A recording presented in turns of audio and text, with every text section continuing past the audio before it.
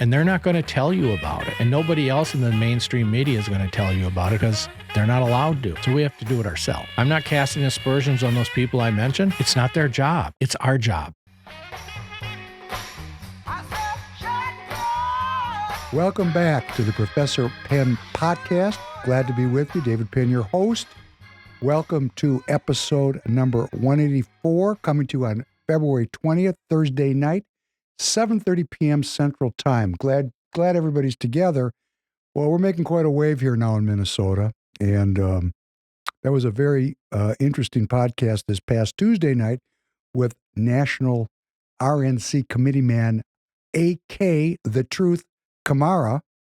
And I think it's very appropriate, since we talked a lot about in that podcast about getting the citizens involved in the party, which I really love the fact that AK was down with that. I think it's very appropriate that we have in studio today a regular here on the Professor Penn podcast, the very esteemed Dan Schultz. Welcome, Dan. Thanks for having me, David. Glad you're here, man. I mean, it's just great. And we're gonna talk about getting people involved. Dan and I, in full disclosure, have an ongoing dialogue about how much time we talk about issues in politics. And Dan's point is very well taken by me. Don't we all know, watching the Professor Penn podcast, what the issues are? I mean, we all know the issues. In fact, the rabbit hole is getting even deeper, isn't it, Dan? Yeah, it is. And that's why I say we've got to stop talking about the issues. We already know what they all are. And we have to ask ourselves this. I came up with an acronym, WDIPWD, to anybody who's talking about an issue. What do you propose we do about it? Or WAG today. What are you going to do about it? And that part never comes. On talk radio, that part never comes. And I think it's by contract. The big, you'll never hear Clay and Buck or Mark Levin or Sean Hannity. And I think by contract, they're not allowed to tell you what you ought to be doing about it. They'll talk about the issues, and whoever guest is on their book, which also won't tell you in the book what to do about it.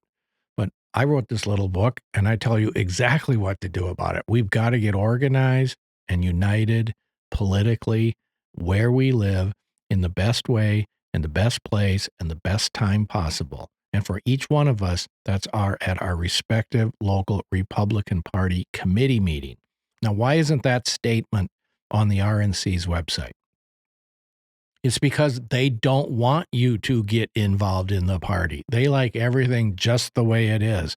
Over half of the slots nationwide, on average, in every state, are vacant. And I have hard numbers for some of the states. See, if it's done through private caucus meetings, the only people who have the numbers are the people in the party. But if you run in a primary to get elected, and then the state statute says, oh, by the way, political parties that have permanent ballot status, keep telling us once a month or quarterly how many others that you have allowed in through the appointment process. So like in Maricopa County, Arizona, month to month, you can see how many slots there are in each county, in Maricopa County, and then each legislative district, and in every other county too, by statute. They've got to keep track of it because they run the elections of the committeemen every 2 years. And so I know that right now in Maricopa County, ground zero for election integrity problems, and we can delve into that if you want, and all the head fakes that the so-called Republicans in the state legislature are making right now. They have the power to get rid of the machines for the federal elections. And why don't they do it? They don't do it because they know in Maricopa County, conservatives can't even fill 3,700 vacant precinct committeeman slots. There's 190,000 Republicans in Maricopa County registered to vote. Only one out of about 250 are precinct committeemen. If all slots were filled, 1 out of 125 would be. And see, we conservatives can't even get our act together enough collectively to fill all these slots. And that's why they're not afraid of us. They know we're not organized. We're not united politically where we need to be once a month, where we live at our respective local Republican Party committee meetings, and they're not going to tell you about it. And nobody else in the mainstream media is going to tell you about it who's a conservative, because they're not allowed to. So we have to do it ourselves. So I'm not casting aspersions on those people I mentioned. It's not their job. It's our job. We the people's job, and we got to do a better job of it. Let's just take a break and go back over this. And for my national audience, we're going to talk a lot about certain areas of the country where Dan and I have particular interest, but it's the same thing everywhere. And if you want to make a blanket statement, I like talking about the issues. And Dan and I, we have a thing going about this because there's no time. The issue is this: we're running out of time. Right. If Donald Trump doesn't get the support of the American citizen, everything that's being done right now, which everybody's so excited about, it's just going to get reversed. And we're going to find rhinos popping up everywhere during these 4 years. And to put in a little bit of color, of a little bit of politics, like if you're in Mississippi and you're watching, you got a real nasty dude down there named Roger Wicker, Republican. He is fighting Donald Trump tooth and nail to do what? To keep us engaged in this endless war in the Ukraine. And he's very vocal about it. And he's very, he's going to get more and more vocal about it. He's on somebody's payroll. Mm-hmm. Or maybe he just believes that sending my 5 military-age male children, well, I have males and females, sending my military-age children off to die in a war of discretion is a great idea. I don't think it's a great idea. If you don't want to go get your legs blown off, you better get in the game, because we got people, they're bad. And I was telling Dan before we came on, I mean, most of the people listening, now we've got a lot of Republican Party officers that listen to this. I know that because they communicate with me on X. And we got a lot of legislators. We've had 4 legislators on in the last month and a half and a national committeeman. So we are getting the attention of the people that are in the game. But most of the people, most of you, thank you for listening. I'm glad you're here. I want to be entertaining. I want to be informative. But what we're really trying to do is save the republic. If we don't get in the game, this is all going to get blown away. And Dan and I were talking, you heard President Trump say this a lot. I don't blame China. I blame our leaders. I don't blame any of these grifters that are in politics. They succeed because we have something better to do, and they're killing me. So, and we'll talk about it. I mean, I'm going to pass the ball off to you about how our lack of participation translates into policies. For example, in Maricopa County, where the Republican leadership is not doing the job of making the elections sound. Do I understand correctly? Yeah. And so before we begin, I want to tell everybody, I have a little website and I wrote a little book. PrecinctStrategy.com is my website. So go there if you want to learn more. PrecinctStrategy.com. And so I want to give an easier an example than Arizona, because Arizona has a heavily they have a majority in both chambers of the state legislature right now. So per the Constitution, they could say, and they don't have to pass a law. They don't have to get the governor's signature. They could just say, per Article 1, Section 4, Clause 1 of the Constitution, we get to determine the times, the places, and the manner of the elections for House and Senate. And then the other electors clause has to do with the in Article 2 has to do with the Electoral College. But let's just talk about the federal officers. They could pass a statement saying for the upcoming 2026 election, primary and the general, when the government run the election for everything else, we're going to have a parallel election this time where for the representatives to Congress and the senator, whichever senator is up for election. That has to be done by a hand count in a small precinct. You can have it has to be done in an individual precinct, small precincts, hand count, paper ballots. Every ballot's got to be the same coming out of the machine. No complexities. And everybody's got to show ID. And vote by mail can only be for confirmed military and confirmed invalids. That's it. The governor can't say no. The Secretary of State can't say no, because the Constitution says the state legislators get to do that for the federal elections. Now, let's switch gears and talk about two states. Whoa. Slow down. I just want to make this clear for myself. Because of the nature of the Constitution, the governor can't veto. They don't have the governor, Katie Hobbs, right? Because it says right it's called plenary authority. That means it's direct from the Constitution and it's absolute. It's what the Constitution says. So Republican House and Republican Senate could pass. And they could also do it in Wisconsin. Those two states have Republican legislatures, but not a Republican governor. But there's 22 states like Texas and Florida, which have overwhelming Republican state legislatures and a Republican governor. But let's always put Republican in quotes for these people, because most of them aren't Republicans. Now, whose fault is that? It's our fault. We keep re-electing these fake Republicans. Turnout in a primary is about 20%, maybe 25%. That's the fundamental problem. But why hasn't Ron DeSantis and the Republican state legislature, House and Senate, or maybe it's called Assembly and Senate, or in Texas, what's his name, the governor, I can't think of his name right now, Abbott, and overwhelmingly they have people with R's after their name in the state legislature. Why haven't they gotten rid of the machines and gone back to hand-counted paper ballots for all the elections? I'll tell you why. I want to know. They're in on it.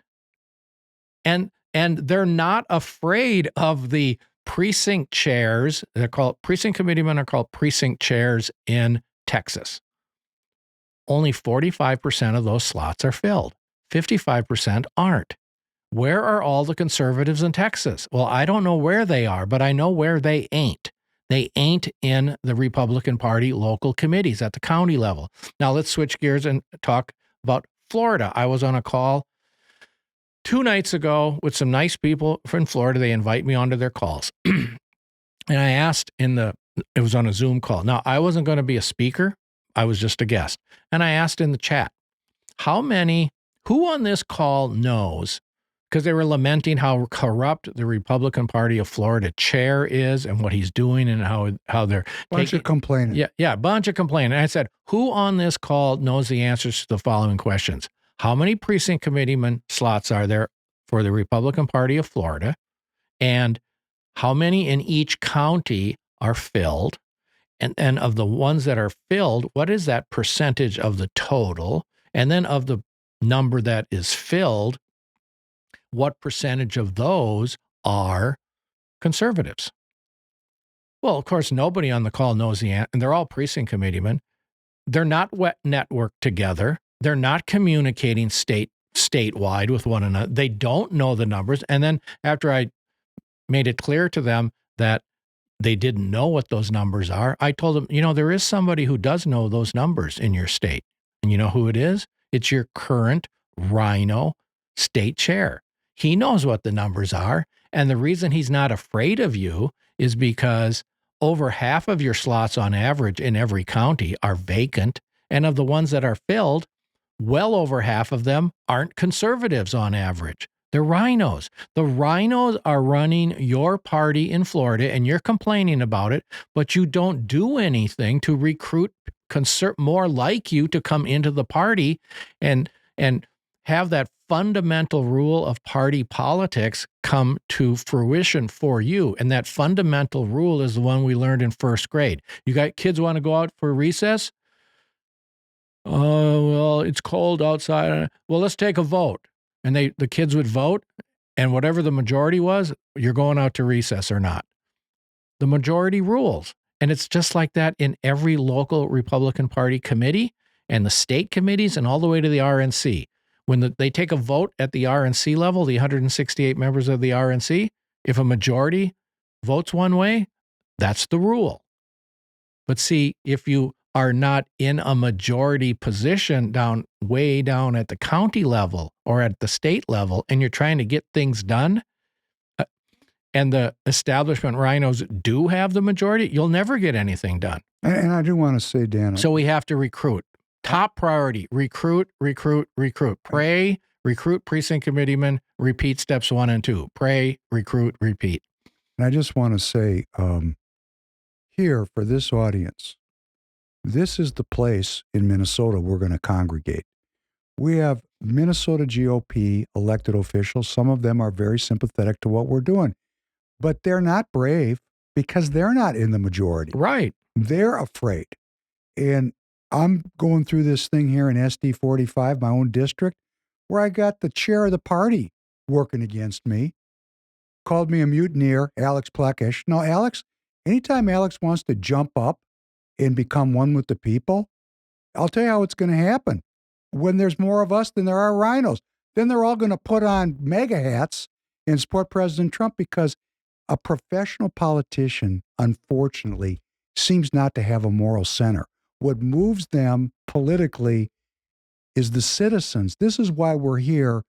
Now, we've got some time. And I feel like we're gaining some momentum. At least I am here in Minnesota. We are making some progress, but we're far, far, far from doing what we need to do. And we don't have to talk about it's a fight or it's raise your hand majority rules. Did you hear what Dan said? Like little kids in kindergarten. Who wants to go outside today? Here's the mistake we make. And if you're contemplating getting involved, and I know a lot of you are, because you're communicating with me on X, for example. What I did in 2021, after that awful election at the end of 2020, I flipped out because I'm not dumb. And I sat there with my abacus looking at those counties in Georgia. And I said, President Trump has to win. He has to win Georgia. Math is math. And then he lost. And I said, wait a second. How does 1 + 1 = 3? And I called Dan Schultz immediately. And Dan gets a lot of phone calls. I'm one of the few people that actually got in the game. Okay, great. And I did it because I felt things were not right. Now we've aggregated all this energy and motion. We got Free People Radio. We're still far from getting the job done, and I'll tell you why. We don't have the votes. So when you come into the party, and I'm going to assume and I'm going to ask every single one of you to go in, because politics, in a self-governing country, it really is on every one of us to self-govern, and that's the point, right? Okay, you don't have to go in like I did in 2021, like a whirling dervish because I was pissed. Because all they do is make you, and then they try to break you. You don't have to say a word. Just say, they're going to ask you, did you vote for President Trump? Yes, I did. That's all they can really ask you. You don't have to tell them that you're an American citizen interested in self-governing and you're on a metaphorical rhino hunt. No, you don't have to do that. You just have to raise your hand and vote. That's it. Don't cause trouble. Don't stir the pot. The stirring of the pot is the elections. The stirring of the pot is voting on the resolutions. And this is a mistake I made, and I can't unmake it. If I was going to roll the tape back, when I went in 2021, I'd have just blended in and stay blended in, and all I would have done is vote when the time came. Because when you're voting in a room with 500 people, they don't really have the time to figure out who's doing. And a lot of times you're voting secret ballot. So right. There's no reason. Just get in and get rid of these people by voting. What are we voting for? Republicanism. When you see the kind of alleged corruption that we're dealing with at the federal level, if it's proven to be true, that's only because we're not on the watchtower. True statement, correct? Right. We've created a void because we don't want to. We have other things to do besides self-govern. We do. Families, hobbies, making money, chasing women, whatever your thing is, it's a reason not to self-govern. Guess who shows up when you don't show up? The scum of the earth. Right. Because they know that there's a huge amount of money in government and they grift it. They take it. And then up until this Doge thing, I mean, we knew, those of us who were close to it, knew that. But see, the courage of President Trump to stand up there and start to expose all this money going to all these programs all over the world, and half of our citizens are at the poverty level. Come on. I mean, why are we taking care of the Namibians? Why aren't we taking care of the South Carolinians? Right. Right? Right. And it's only because I'm not there, and I've changed that in my life. And I'm going to tell you something else, because I love this audience and I'm working for you. I will guarantee you that if you give over to the process of self-governance and republicanism, no matter what's in your past that's bothering you, no matter what it is, you'll be reborn as a Republican, because it's actually a redemptive process. Would you agree with that? Oh, absolutely. I say it at the end of my podcast. I do a daily podcast now, weekdays, and I try to keep them short and educational. And I don't say it every podcast, but usually at the end, I will say, to motivate people, I say, listen, I'm just asking you to go on a reconnaissance mission. Okay. So I was in the Army. So I think sometimes in military terms, I'm asking you to, and I have step-by-step directions on my website of how today, because of the internet, if you want to find your local committee, you'll be able to find it using the internet. And I explain how to do the search. And like Arizona, every committee in Arizona is on a website. And they have each committee has its own website. So the county committee has a website, and if there's a legislative district committee, it's got a website. Find the committee, find out when they meet, go there, and just don't announce who you are. Don't wear Trump gear. Be nondescript. Say, I'm a good Republican, and I want to elect more Republicans. And I always vote. And whether you always vote or not, that's okay. Just say, I want to elect more Republicans, and go there. And then start absorbing all of the information and see how it's being run. You'll probably be shocked at first, the age of the people, and secondly, how many are even there. I went to my first meeting back in 2007, and there was 20 people. And I said, they asked us all, the new people, there was 3 or 4 of us, to say a few words about ourselves. And said, where is everybody? And they said, what do you mean? I mean, there's 5 officers up there, and there's 15 people, 20 altogether, right? And 3 of us were new. Well, this is about what we get every month. And this was Tempe, Arizona, South Scottsdale, at a community center, and actually right across the river. Well, how many slots do you have? Well, we have 106, because I knew how it worked, because I learned about it in 7th grade civics. Well, how many committeeman slots do you have? Well, we have 160. I said, and how many are filled? About 40. So they were operating at 25% strength. Okay. So what I tell people is, when you go to the meeting and you get involved and you see what kind of a shambles the party is in, and now you slowly but surely are going to start making it better, you're going to start feeling really good about yourself. And this is not a heavy lift. I say, I'm not asking you to go to Valley Forge for the winter. I'm asking you for 3 hours a month. It might take you about a half hour to get to your meeting. The meetings are usually 2 hours long. And the candidates come to the meetings. Incumbents who want to get reelected, and their challengers. And you can pigeonhole them and ask them hard questions. And before they run out the door, they like to come in and give a little talk and then run. And don't let them run away. And tell your chair, hey, don't only give those politicians who work for us. They're not above us. They're below us. Let them speak for a minute about themselves, and then let us ask them questions. That is a very important point Dan just made. The whole pyramid is upside down. Right. Take a look at the dollar bill. There's the eye in the sky. That's Washington. Yeah. The bottom of the pyramid is the people. It's supposed to be flipped the other way. Right.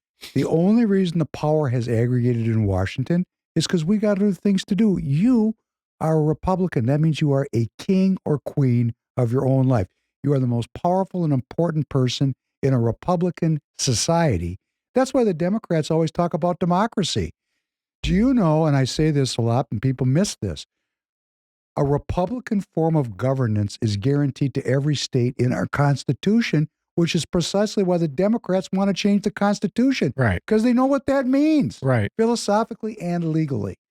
So, this thing about candidates and elected officials, it's not that these rhinos are necessarily bad. They're bad because we let them be bad. Right. If we show up and we question them and we watch what they do, they will change because they're professionals.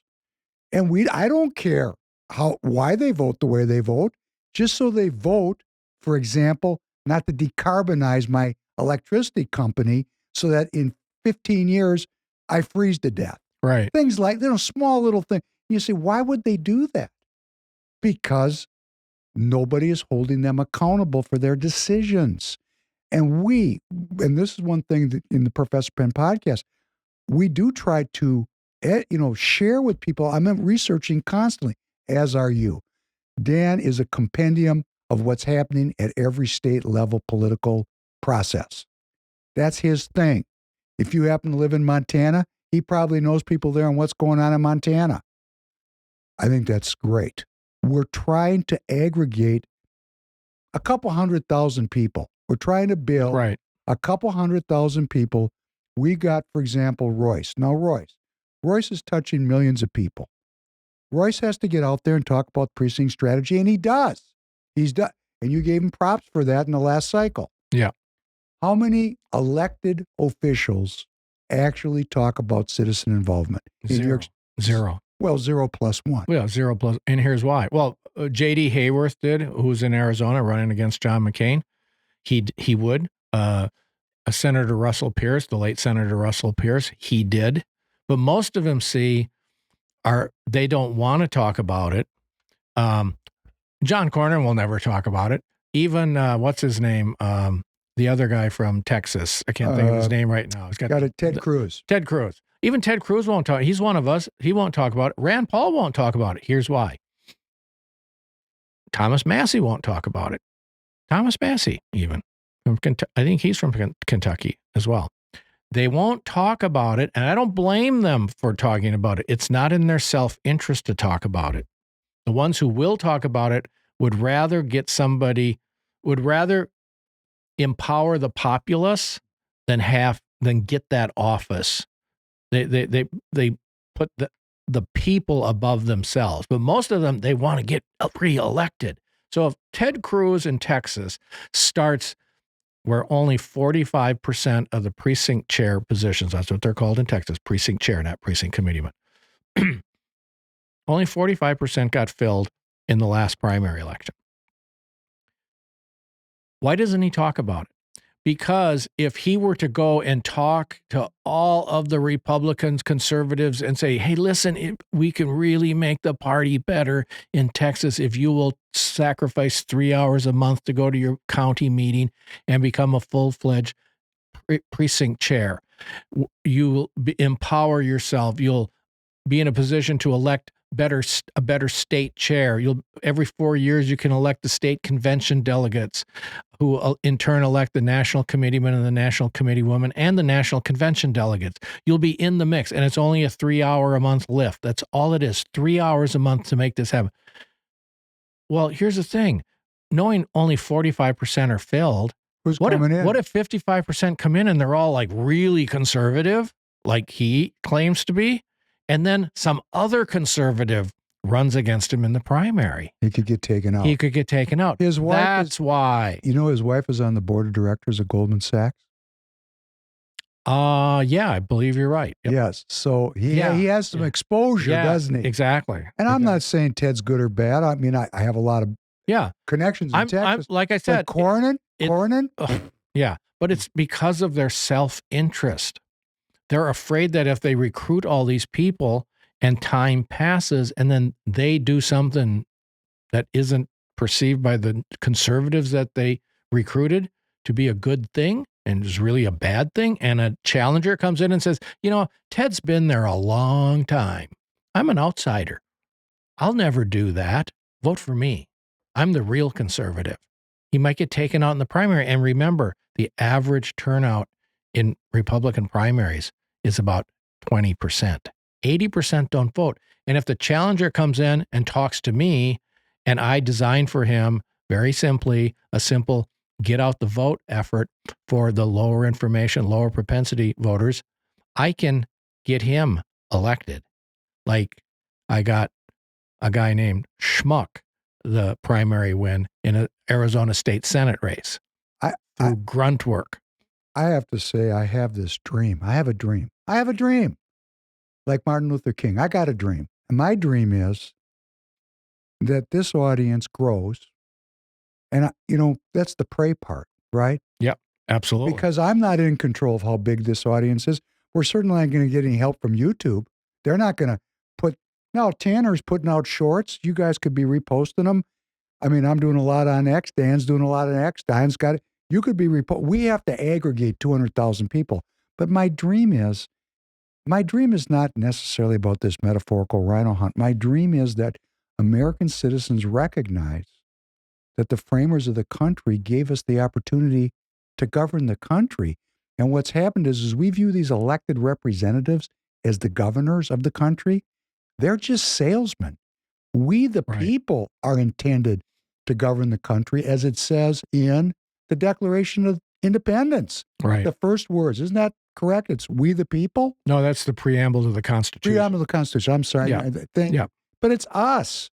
It's us. Yeah, right. And so and remember, we didn't have fonts that you could grow on a computer. Look at that parchment copy that they have, and the others that they have. But the one in the huge, we the people, we, and see, we're on top, they're below us, and psychologically they flipped it on us. Like, oh, you got to get something from the government. You got to get this subsidy. You got to get this thing. You got to get that thing. We're afraid of them. Right. And we are afraid of them. And they're not afraid of us. That's the thing. Because there's not enough Because there's not enough of us yet, but there could be. And that's my prayer, that everyone in this audience builds this audience so that we grow the engagement and we get a very high percentage of people that actually get involved in politics. Now, I will say, if we have 200,000 new people in the party, it's going to be messy. Oh, yeah. It's going to be a lot of controversy. We're going to get a lot of people in the party that maybe don't have the training that Dan has or that I have. Dan and I don't agree about everything. We don't scream at each other. We don't call each other names. We just say, yeah, okay, I've listened to your opinion. Mm-hmm. You've listened to mine. We move on. Right. It doesn't make him wrong. It doesn't make me right. We're different people. We have to not only build the party, but what's great about party participation, it's like Esalen or some kind of self-help. It's like going to a therapist. If you're listening to me and you're going to therapy, I'm not saying don't go to therapy. I'm saying dealing with people in a real environment and learning how to interact with people is very conducive to fulfilling yourself as a human being. There's a development process in politics that the founders knew about.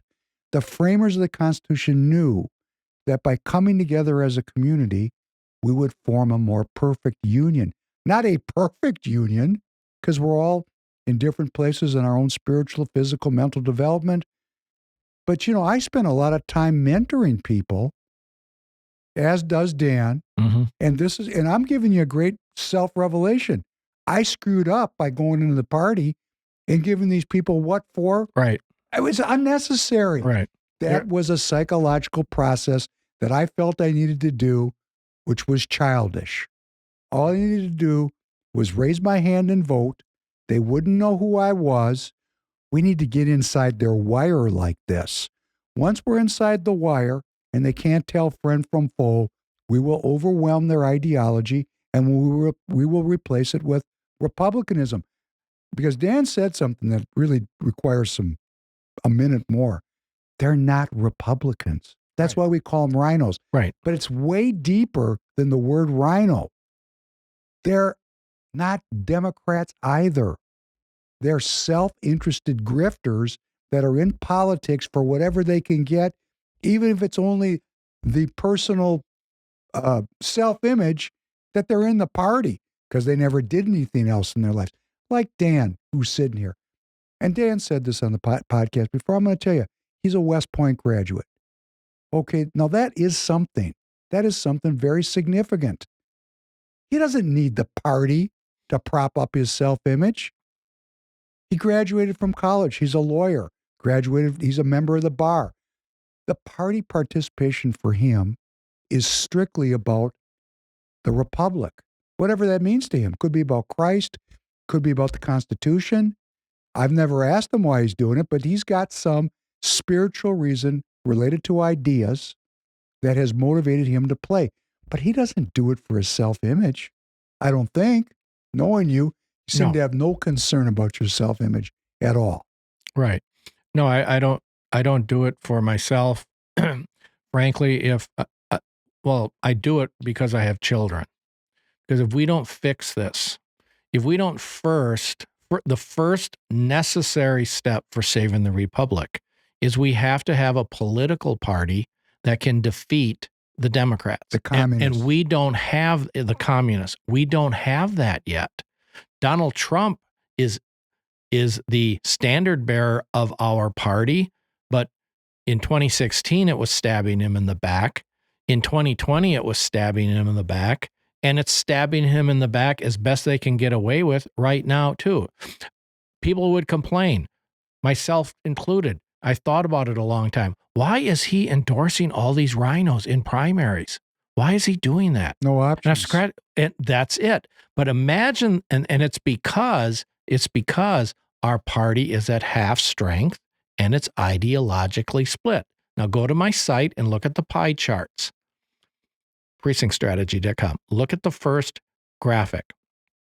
If instead we had all of the slots filled by Trump supporters, married up with the 100,000 conservatives that are already in it, 200,000 new people, 100,000 conservatives against the 100,000 rhinos or moderates that are in the party precinct committeeman ranks.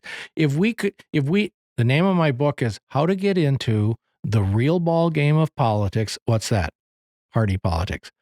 Where you live, what does that refer to? Your local Republican Party committee. Why? To help President Donald J. Trump make America great again. See, if we had transformed the party beginning in 2015 and 2016, and then he got elected to the presidency, well, first he would have won in a huge landslide, number one, because we would have been better at getting out the vote.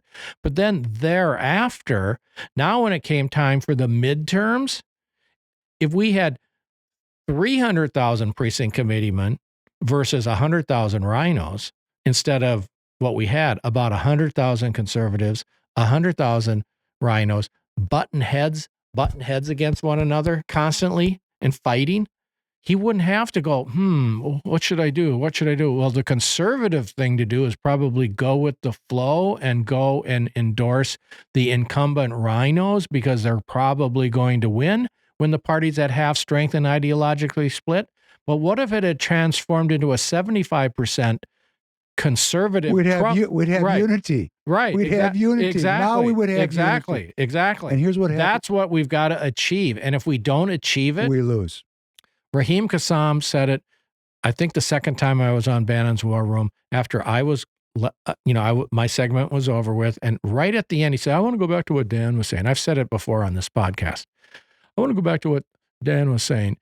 I think he's right. I think if we do not take over the Republican Party, then this uniparty is going to just continue in Washington, D.C., because we're going to reelect the same fake Republicans. They're part of the uniparty, the rhinos and the Dems. And we're going to continue down this path to socialism. And he's absolutely right. And why do they want socialism? It's not that these grifting, self-interested, self-aggrandizing, self-protective politicians want socialism. They just want their piece of the action.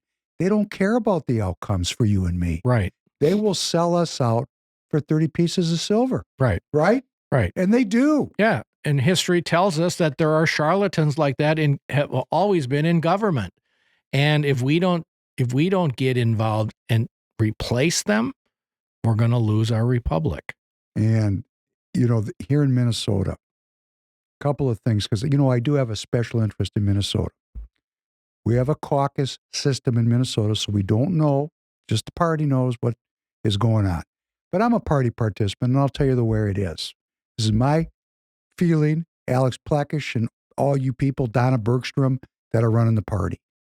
We have these boards. We call them BPOUs, Basic Political Operating Units. I served. Can I make a joke? Please. I've told this joke because I'm from Wisconsin, right across the river. Typical Minnesotans. Why use one word when you can use four? Precinct versus Basic Political Operating Unit. I just love it. And these operating units, what they do is, and they all have a different constitution, and there's a certain number of slots on each one of these boards, and generally they're pretty well subscribed. They take, like, for example, in Senate District 45, where I live, they take the alleged most activist, politically interested citizens and put them on the board. Now, the truth is, most of these people don't do anything on my board and every other board. It's something to do once a month. Not a big deal. But the precincts, like in SD 45, there's dozens of precincts. Mm-hmm. The precinct chair, the precinct vice chair, the precinct treasurer, the neighborhoods are completely unstaffed. Right. And the boards do nothing to motivate the citizens to get involved. And those citizens in the precincts, they're actually in charge of the board. The board is governed by what's called a full committee, which is the precincts, the precinct committee men. But if there aren't any precinct committee men, the boards can just go along and do whatever they want to do. Right. And they do. And Of course they do. And here's what they do in 45. They support the uni-party people. This is the precinct with Alex Plekish was on that board, where he comes from. These are the Nikki Haley, Mike Pence Republicans. These are the people that are in congruency with the communists because they got a nice thing going here on the state. And the evidence of that is there's three primary pitches, sales pitches of the communists. Number one, democracy is the greatest form of governance. And Truman came out in 46 with the Truman Doctrine. Wherever a democracy is threatened, our military will soon to follow. If the democracy happens to be like El-Sisi in Egypt, hey, no problem. Because democracy, like Zelensky in Ukraine, has a broad, maybe they have the aspiration for democracy. But wherever there is a place where our military can get involved and they can call it democracy, and I'm sure you deployed, or you saw people get deployed, so you know what that scam's all about. Yep. And the cornerstone, of course, of the democracy is a woman's right to choose. Because after all, in democracy, 50% of the people plus one, hey, it's okay, it's good. So they can make anything legal, whether or not it's moral, ethical, good, true. So that's democracy. The second one is colonialism led to deep inequalities that can only be rectified through the concept of equity, which that's the big thing that Kamala Harris was. No matter where you started, we all have to have equitable outcomes. That's communism. Yep. But the third one, the one we can really delve into that affects everybody's ass, is human beings are destroying the planet with man-made climate change. And the answer for man-made climate change is, of course, communism. Right. Because we're such dummies that we have to be governed to save the planet. Oh, and the sky has fallen. These people are the same folks that believed in Christ and stood on street corners with barrels and said, repent, the end is near. Now they're anti-Christ, standing on street corners with barrels, saying the end is near. These people suck. But here in Minnesota, We have a decarbonized energy grid run by Xcel Energy. That didn't happen because of communists. That happened because of bipartisanship. Now, if you're in Minnesota and you're not involved, you're going to freeze to death in 15 years. It was 15 below zero yesterday. This doesn't work. If you talk, and I'm not going to mention names, but our Republican legislators in our House, in our Senate, they know this doesn't work. They know it doesn't work. It's a failure energy strategy.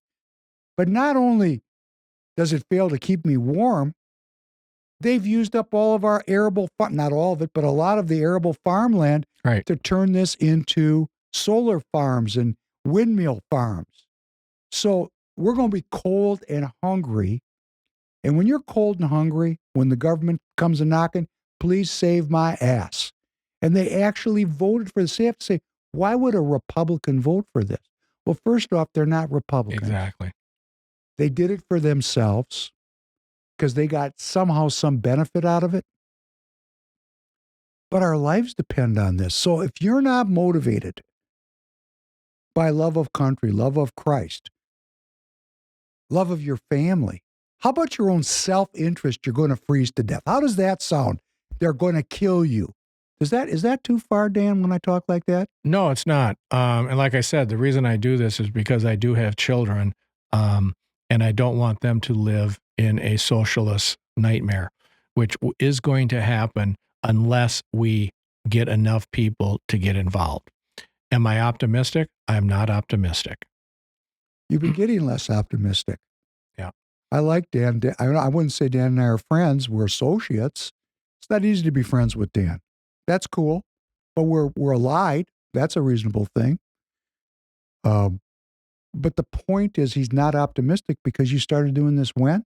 What year? In 2009. Okay, so I've been right after Barry Soetoro was elected to the presidency, the admitted and devout communist Barry Soetoro got elected to the presidency thanks to the American people. And I realized, oh my God, we just elected a communist to the presidency of the United States of America. Maybe I should do something about it. Instead of worshiping him as the first black president. Yeah. Because you actually looked into the ideas. You listened to the words coming out of his mouth. See, there's a lot of reasons people get involved at the political level. And if you love President Trump, you love that leader, I'm not saying you're wrong to love him. But some of us are into it for the ideas. And this audience, I mean, this is an idea audience. Otherwise, they wouldn't hang around. So we have the influence of that ideology run through our entire political system. It's communism. Well, what is communism? Look at the words. Republicanism, it's a philosophy. The Republican Party stole that. Well, they didn't steal the name when Abraham Lincoln started the party. He meant it. Yeah. He meant that we have to bring an end to corruption. The cornerstone of republicanism is anti-corruption. And we're not talking about stealing money. We mean the corruption of the soul that comes with master and slave or king and queen and serf. Republicanism is a liberal political idea, came out of Europe to set the people free of hereditary kings and queens. Then we have the idea of the Democrat. What's a Democrat? In the Republican, I'm the king of my own life. The Democrat says the mob is the king of your life. 50% plus one make the rules. You don't make you're no longer the sovereign of your own life. Right. You are no longer in charge of your own life stream. You're not paddling your own canoe. It's 50% plus one. But it sounds great because of particularly for young people, because they remember being in kindergarten. And if more people voted to go outside you went. But it gets a little deeper than that because you can vote for anything. And we have. Right. And then you got the communist, because it's a slide from republicanism to democracy to communism. It's a devolution of freedom. And in communism, you're communal. You're the same as everybody else. And we need to have that. Why? Well, because there's always a ruling class that tells everybody else what to do. So it's communism for thee, but not for me. And we got a lot of that going on in government. A lot of it. Right. So President Trump rolls in, and President Trump is not an idea guy like I'd like him to. In fact, Barry Soetoro was a fantastic ideas guy. He appealed to all the PhDs. Right. Because he was really a learned, schooled, fantastic orator. President Trump doesn't do that. But if you look at the policies that he's letting loose on the people and on these politicians, he's destroying Barry Soetoro's political effort to turn our country communist. Right. He's taking it out at the executive order level. Now, nothing has happened yet at the legislative level. And they're in the process of making that sausage. Now comes the rhinos. Right. Right? Right. It's not going to come out pure because politics is always going through the sausage maker. But look what President Trump has done in just his first little bit of time in the office. He's exposed us to the possibility that there's massive fraud and corruption. Republicans are opposed to corruption. It's the cornerstone of republicanism. He's calling it the Green New Scam. Ben Folk, who took $155 million in salary and $1 billion or somewhere between $600 and $1.5 billion of government subsidy to decarbonize my energy. Come on. He calls it the Green New Scam. Now, if you're a Republican, and we got legislators listening to me, are you going to stand up to this now? Because I will personally stand you up.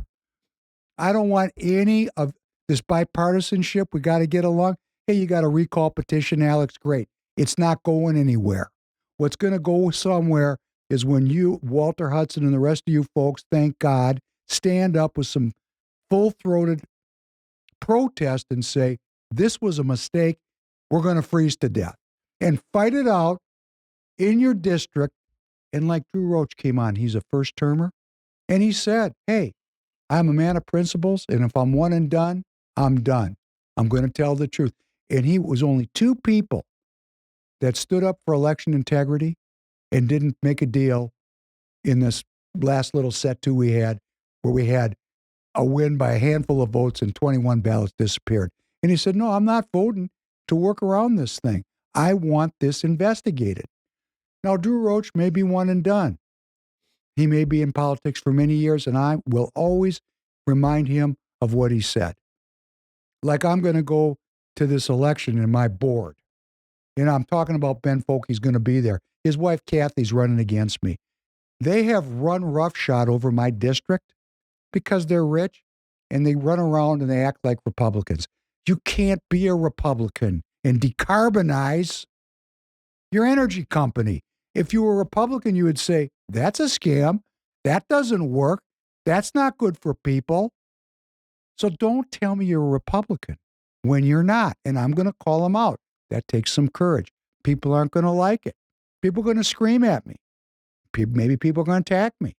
I'm not doing it to be attacked or being screamed at. It's a fact. The RNC has said, we are here to support President Trump and every policy that he's trying to implement. If he calls it the Green New Scam, it's the Green New Scam. Right? Right. Do you have XL in Wisconsin? Yep. You do? Yep. Same program? Yep. I'll talk to you about XL offline and give you some ammunition. Well, we want the facts. I mean, and I'll tell you, in Minnesota, and I want to just say this before we move on, you can go to the Secretary of State's website. You put in your address. What will come back is a voter finder. It will tell you where you're supposed to go vote, what Senate district you're in, who all your elected representatives are. What you really want to know is what Senate district or what district you're in. That's how you find your local committee. So once you know, you can just go to Grok on X, any artificial intelligence, Google, put in, I live in Senate District XYZ. I would like to know how to get in touch with my Republican committee. And voila, there's the website. Bang. Some of these people are so tricky in Minnesota, they don't have a website. You got to track them down. Of course. Isn't that great? Mm-hmm. You have that in Wisconsin also? Oh, yeah. Yep. I want all that help on XL. Yeah. Because I fired the cannon. I figured President Trump is all in. and we American citizens got to back his play, or we're going to go away. Yeah. If you know how to use Grok, well, even if you don't know how to use Grok, if you're on X, you can go into the search the tweets and type in Precinct Strategy Grok, Grok, and then sort by most recent. I asked Grok this question, I'll paraphrase it, but if I was Elon Musk or somebody like Elon Musk, and I wanted to have the greatest political impact possible in the United States, what is the single most important organization that I ought to attempt to take over? And how would I do that? And where would I do that? And when would I do that? And it came back and basically said, well, if you were that kind of a person, depending on your political philosophy, there are two options. One is the RNC, and the other is the DNC. And then it explained in like 4 pages, and I took screenshots of the 4 pages and put them in a tweet. And you'll find it. And it basically laid out the why and wherefores of the precinct committeeman strategy. That's great. Yeah. Grok is awesome. So why aren't we doing it? Grok agrees with me. Let me tell you, because we're going to forget, every Friday night, and there's another session, I think, on Tuesday. Tuesdays at 2 p.m. Eastern. 2 p.m., 1 p.m. Central. If you can't make that one, I appear because I'm working on Tuesdays during the day. But every Friday night, 9 p.m. Eastern. It's 8 p.m. Central Time. Right. Go to X, type in, you might want to write this down or get out your phone with your notes. I'm going to slow down. Are you ready to write this down? Because I want to see you there. At Dan Schultz 2. Yeah, the number 2, numeral 2. At Dan Schultz 2 at 9 p.m. Eastern, 8 p.m. Central. We have a national X Spaces meeting. We do not discuss policy. We do not discuss your issues. There's no arguing. We only discuss how to get involved in your local party.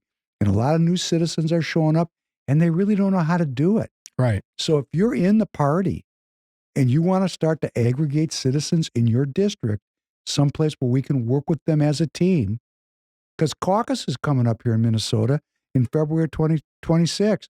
And again, if we're going to change the state of Minnesota, we need 10,000 new people coming in. Yeah, and the other thing that we talk about is knowing that there's 200,000 vacancies. How can we come up with some ideas to fill those 200,000 vacancies as soon as possible? I mean, I call it CPPPDS.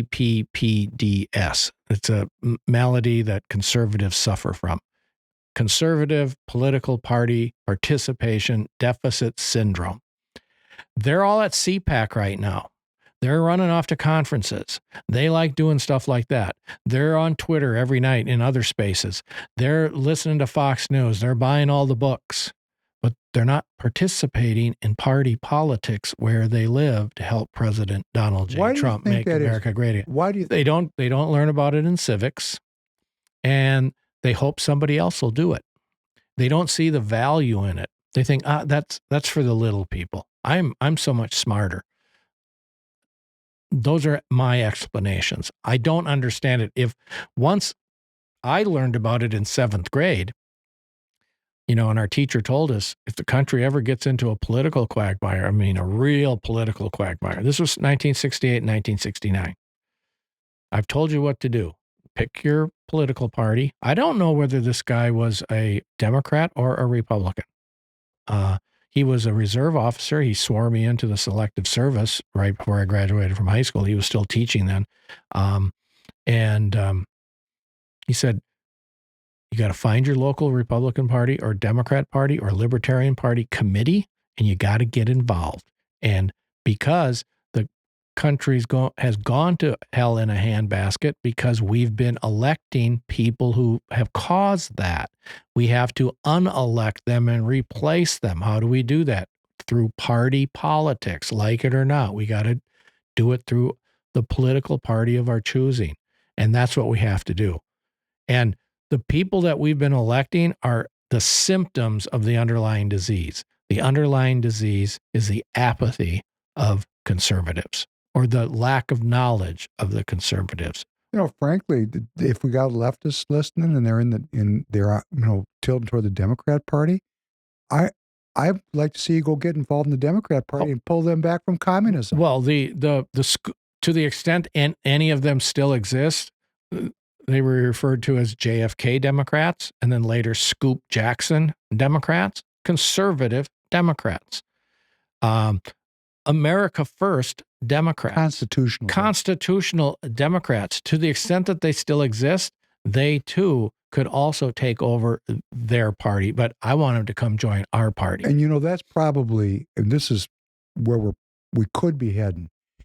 If this continues and we actually get into the party and the American citizens quit complaining, man, I mean, with everything that I give to this and I hear the complaining, I mean, it's a little bit, I understand why you can get burned out. Yeah. Because it's just meaningless.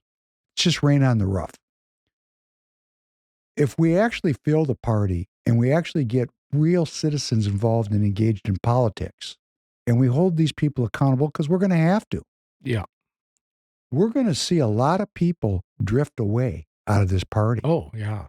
And boy, what a refreshing moment that'll be. Right. They'll drift over in with the communists. The communists will drift even farther out there.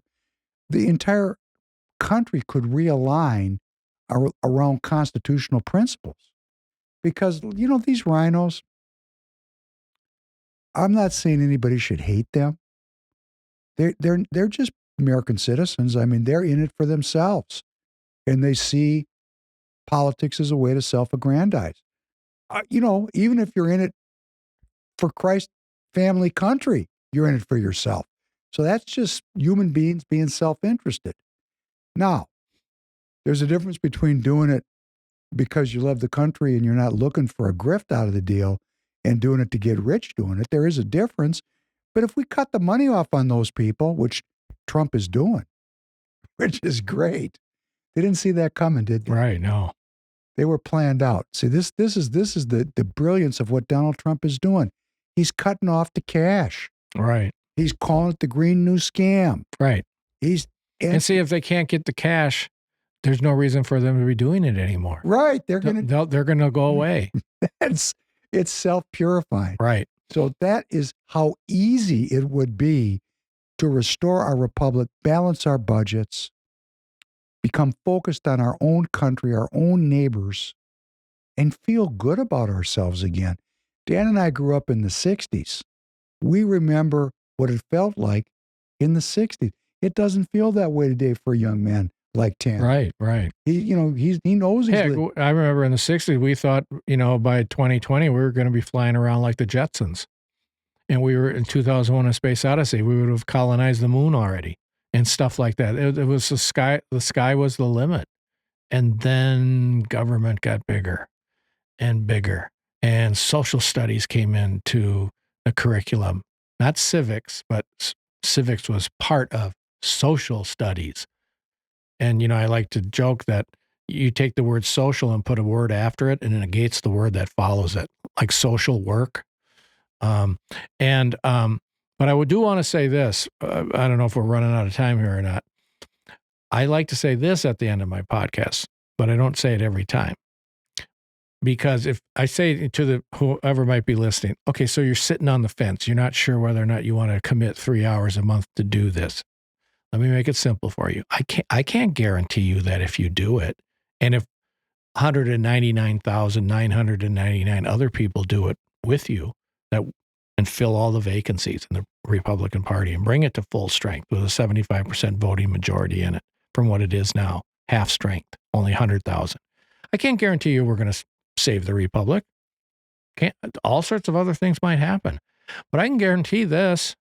If we don't do that as the first necessary step, we're going to lose the Republic. And I firmly believe that based on what I know about history. And all I'm asking is for you to meditate on what Dan said, what it would mean to lose the Constitution, the protection of minority rights, the opportunity for you to run your own life, to lose that. I mean, one of the reasons I think people, as I'm thinking about why people don't get involved, it's pretty damn good here still.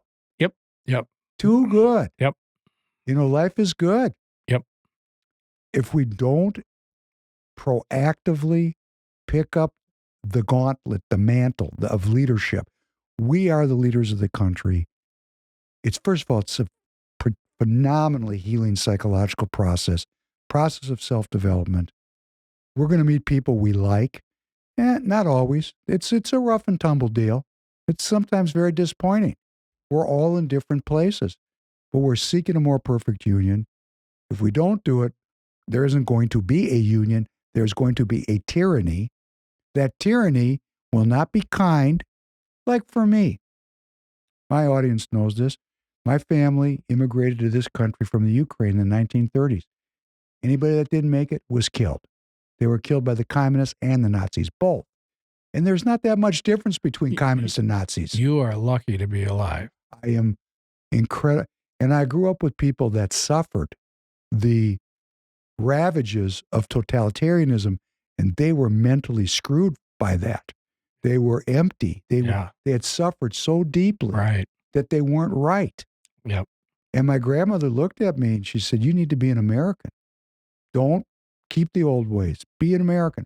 Okay, Grams, I'm good with that. But because I have the cultural memory of what happened to my family, know their names, know how they died. Yeah. I know that if we lose this thing, it's not good for me personally. That's the self-interest part. Yeah. I don't want to fence this as, oh yeah, I'm some great altruist. I'm trying to save my own ass. Yeah. True. And you're trying to save your kids. Yeah. I figure if I don't save my own ass first, I can't help my kids. So, Dan, I'm glad you came. We're gonna end it a little bit early tonight because it's really not about, in this context, about policy or history. It's like if we don't get involved, there won't be any policy or history. There'll just be tyranny. And it's right around the corner. And don't let the victory of Donald Trump put you to sleep. What that is a stay of sentence. That's all it is. Is that reasonable to say? Yeah. Yeah. If all will be lost if think of it. What happens if the Democrats take control of either the Senate or the House? In the midterms. Okay. But even worse, or just as bad, what happens if we keep both, but it's still they're both infested by the kind of fake Republicans that we have, where to get the votes that we need, thank God we were able to get them all for these confirmations, but all bets might be off if these same people get reelected, these incumbents, and it's 95% probability that each one of them, if they continue, are going to get reelected. So what can we do in the interim to make it so that they'll retire? Here's what to do. Up. Fill up 200,000 vacant Republican Party precinct committee slots because, like I said earlier, they know what the numbers are. They watch those numbers. Would you say that these rhinos that have voted for these appointments, like Cassidy, who's just awful, Louisiana, awful, Cornyn, awful, Wicker, they're all over. Yeah. Here in Minnesota, we got Tom Emmer. He's Mr. Mega. Ran President Trump's election campaign here in Minnesota. He's a virulent anti-Trumper. What's President Trump going to do? He was sitting in the Super Bowl suite with them because there's no option. Exactly. And what did Emmer do? He trashed Royce White's chance of getting the endorsement from Trump. Yeah. And why? Because Royce White is truly a threat to the establishment in Minnesota because he's fearless and he's trying to tell the truth. I'm not saying he knows the truth in every circumstance, but he's not hiding what he thinks the truth is. And as he gets older, he's going to get even more power, more mature, more able to speak to more people. He's only 33 years old. They're afraid of him. But I'm going to say that those appointments passed, not because those people are afraid of we the people. They're afraid of Donald Trump and Elon Musk. Yeah. Not enough. Well, they're afraid that what if Donald Trump and Elon Musk become the recruiters in chief of precinct committeemen all across the country? That's what they're afraid might happen. And I'm going to do everything I can to make that happen. And if you happen to be listening and you got purchase on either one of those two great men, let's get Dan Schultz in the room with them. And, if you go to precinctstrategy.com, you're going to see that Donald Trump endorsed the strategy on February 22nd of 2020, February 27th of 2022. So that's almost 3 years ago now. Unfortunately, he hasn't been aggressively recruiting PCs. I don't know why. Somebody's whispering in his ear, apparently, don't do that, don't What's do the that. name of his chief of staff? Yeah, know. Yeah. Wiles. Yeah. Yeah, and she's... As uniparty as she gets. Yeah, exactly. And, we can't fault Donald Trump for this. I don't fault him. He's got to play me? that. No. He's got to play with these people. Yes, right. I know. It's kind of the old adage from a military perspective. You keep your friends close, your enemies even closer. Absolutely. I mean, Marco Rubio, my goodness gracious. But Marco Rubio has to perform now. Yeah. Right? Right. Well, now we have put in place some pretty pipe-hitting people this time as compared to last time. Yep. There's some pipe hitters in there. Yeah, yeah. Turn them loose, Mother Goose. Yeah. Let them do their thing. Right. And we got to get that in every state. So how do we do it? Here in Minnesota, you go to the Secretary of State, you find out what your Senate district is, you go to GROC, you find out where your committee is, who to contact, just show up. Don't tell them you're a fire-breathing patriot because they're going to make you and they're going to try to break you like they're doing to your host, Professor Penn. They are trying to break me. Of course, I'm not easy to break because I'm well-trained. So, Alex, anytime you want to become an American citizen and follow through, don't put your thumb on the scale, represent these citizens, be an improvement over David Hand, I'm going to work my ass off to support you. I want to go on record. These people don't like me. I don't need to be liked. Once we have a new unity where we agree what we're doing here, like none of this, I'm really a Nikki Haley Republican and I want to support the war in Ukraine. That's not the policy of Donald Trump. Are we going to support the president or not? Right now, at this moment in time, when we're fighting a communist infiltration and takeover, which has been going on for decades, you got to go look back at history. Joe McCarthy, right from your state, he was pilloried. Seemed to be onto something, wasn't he sure was. He sure was. And they took him out because they had control of there was only 3 broadcast networks when Joe McCarthy, was there even, there was television then. Of course there was. Yeah. It was Merle on CBS. Yes. They had complete control of the information space. And as a military guy and what you did, you understand how important that is. Absolutely. That's why Dan comes on this podcast, because they don't have control of this information space only because Donald Trump won. Had Harris Waltz won, we would have had to run for the hills or go to the gulag, right? Yep. Let me check something real quick here and see if I can find it. It's either 4A. I won't bother looking it up. There's a rule under the rules of the Republican Party that nobody reads. Those are the GOP's bylaws. Okay. It's 4A or 4B, and it's the all for one, one for all rule. Okay. And it basically says, if you're a member of this national committee, after we choose, I'm paraphrasing, after we choose our nominee, if you do not support our nominee for the presidency or the vice presidency, this body can revoke your status as a member of this national committee. Why do you think they have a rule like that? It might be because, the standard bearer of the party is the presidential nominee. He's the leader. Yeah. And if you're not supporting him, what the hell are you doing here? We don't need you. So you're gone. That goes all the way down to the precinct. And then here's the deal. But people like Jeff Flake didn't support Donald Trump, and neither did John McCain, neither did Mitt Romney, and you could go on and on and on with all the Republicans. Hell, there was a group in Arizona, precinct committeemen, who got together, and some of them weren't precinct committee, Republicans for Harris, and then they had one, Republicans for Hillary, and they had one in 2020. Same thing.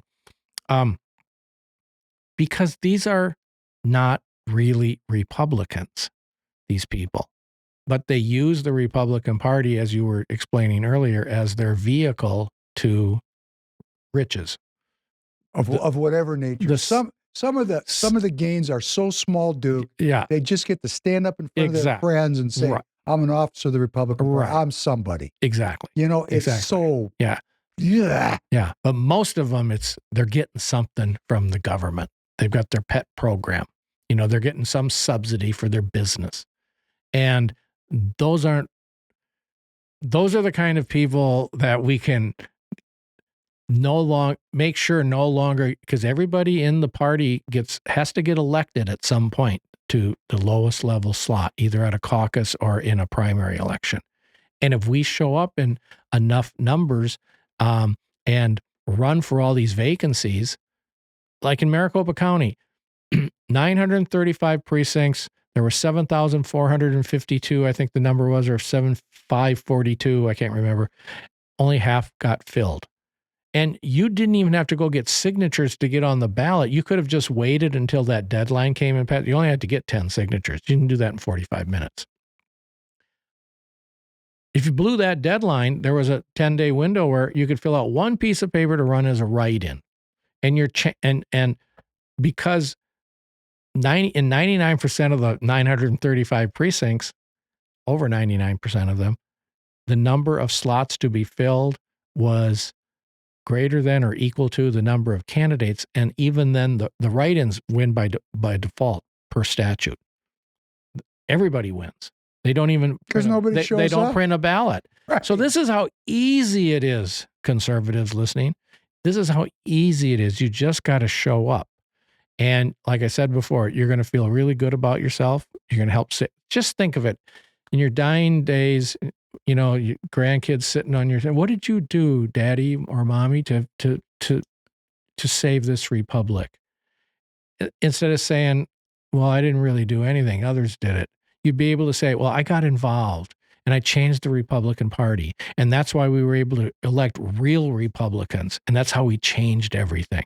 And it just took a little bit of effort. And I did it. And for those of you who are listening, you don't have to be the person in front. Right. I just need your vote. Right. I mean, there are people that have stepped up in every state that are, and I don't like to even use the word fighting, that are competing in the marketplace of ideas. Right. With people who are bereft of any sacred honor. When enough people with sacred honor show up to play, these people are going to run away. I'm going to say it again. When enough people with sacred honor come off the bench and get in the real game of politics, as Dan has in his book, these people are just going to run away. They can't compete with people that are filled with love of country and love of God. They can't. They don't have that. But when there's nobody to choose from, when they run two candidates and they're both, Tanner, you're going to have to zip this out for me. When they're both shitbags, it's shitbag A and shitbag B. Hey, they got control of the deal. And this is what they're going to do to me, I think, in my election. No one was running. Now they've run out of real. There'll probably be 5 or 6 people that show up to run. Yeah. And I got to have my own people in the count room because they got no problem stealing it back there. Right. When nobody. And for those of you who are listening in the party, I have seen two times, and my friend Tom Madden, who I'd love to reconcile with at any time, actually in the 2022 CD5 convention, he looked at me and said, "Who's calling those votes for Royce?" And I said, "Well," and I looked over there, I said, "My God, that's the campaign manager for the woman he's running against." And Tom ran over there, and they had declared Royce's opponent the winner. Tom said, "I demand a recount." And Tom's he's not a wallflower. And they recounted it, and all they could say is, "Oops, we miscounted." This is what we need. Brave people that stand up and say, "Hey, I'm watching what you're doing." And then at the CD3 convention in 2024, for the congressional race, the people that they stuck in the count room to be the overseers, it was their first political activity ever. 3 weeks after the convention, I get a meeting with them, and they're all upset. First of all, they think I'm uniparty because at this point, I don't advertise who I am. And they said to me, because I was there in my role, we watched the count be screwed in the count room. What can we do? I said, it's 3 weeks after the convention. It's too late now, Yeah, ladies. right. Yep. You need to run out next time when you see the fraud screaming your hair on fire. They're cheating. Right. That's why you're there. But they put them back there intentionally because it was their first rodeo. Right. They didn't know what to do. Right. These people are tricky. They know how to work the system. And from their perspective, they're just keeping their job in show business. Everybody wants to keep their job in show business, right? So we don't fault them, right? Right. Who do we fault? What's the name of that disorder again? CPPPDS, Conservative Political Party Participation Deficit Syndrome. Everybody get that? Don't participate. And the only person who can cure that is the individual conservative themselves. And I guess if you don't cure it and the country goes to hell in a handbasket, you can look back on it and say, I wish I would have done something. Yeah. But it'll be too late then. Yeah. And that's why I called Dan in 2021, right after that awful election in 2020. He gets thousands of calls. And I want thousands of people to call me. And I know when thousands of people call, and you know, if you're communicating with me, I try to communicate with everybody. And it gets complicated because there's lots of people, the more prominent you get. You're still trying to communicate with people, right? If I don't communicate with you, it's not personal. I'm getting hundreds of communications a day. Okay. Why would I communicate with you? Because in that group of the hundreds of tweets and emails and all things, there's somebody in there better than me. Better than me. And I want to find you. I want to nurture you. I want to mentor you and turn you into a warrior for the Republic. And that's what we need. People of sacred honor that hit the field, and they're going to run away because they're not like you. They don't have your spine. And on that note, I want to thank everybody. Dan's going to come. I'm going to keep doing this with Dan. As much as I enjoy the music and the movie clips and all the history, I mean, I love doing that. And I'm going to have a great show for you next week. We're going to take a deep dive into Excel. Be fun. Yeah. Okay, that's fun. This is the real business of politics. So if you tuned out, turned off, went away, come back next time for entertainment, but we're going to keep doing this and doing this and doing this, because without this, there won't be any history. They'll wipe the history blank, and all we'll know is, man, I'm hungry and cold. What can the government do for me? And I don't want to live in that world. So thank you, Dan, for coming in. Thanks for having me. It's great. We're going to have you back. God bless you and everything you're doing. People need to know that Dan is tired. Been doing this a long time. It hurts me because I care about Dan to see his